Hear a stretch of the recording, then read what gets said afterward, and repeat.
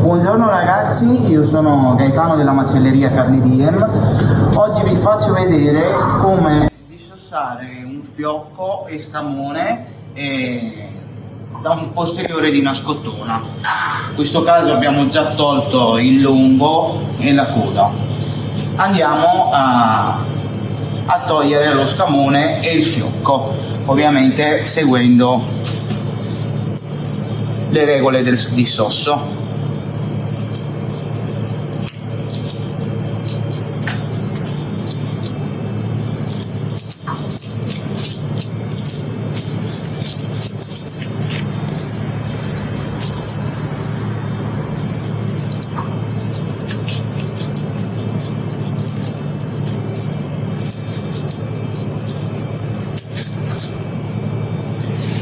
A questo punto che il fiocco è giù, passiamo al passo successivo, lo stacchiamo dalla noce. La noce è tutto questo pezzo qua, eccolo qua. Una volta staccato dalla noce,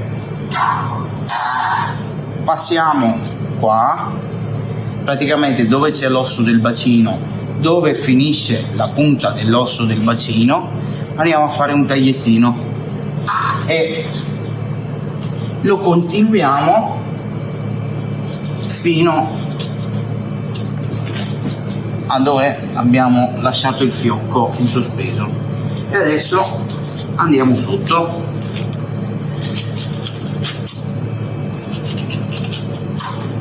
Cosa molto importante è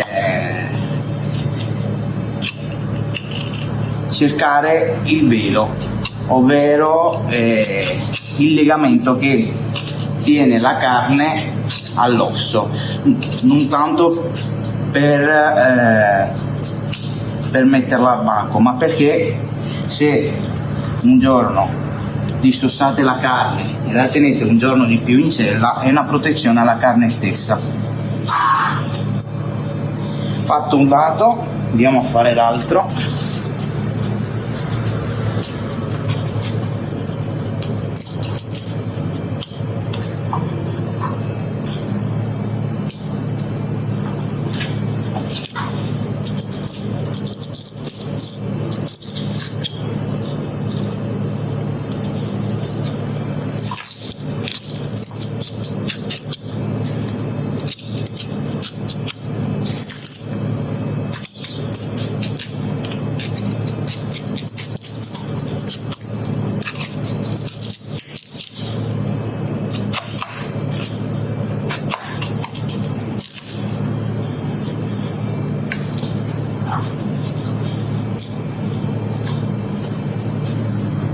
Eccolo qua.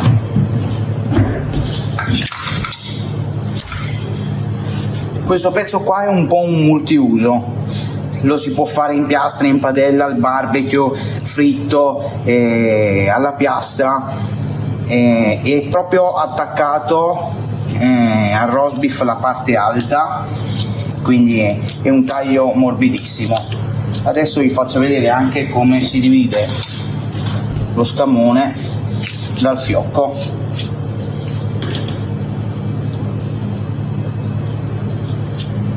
Allora,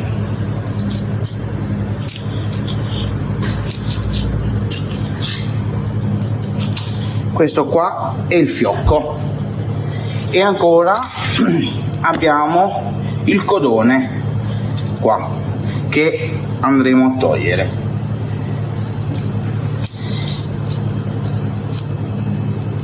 Codone, chiamato anche picagna, è un taglio morbidissimo che si può fare o alla spada, qualcuno ci fa il roast beef all'inglese o il manzo all'inglese e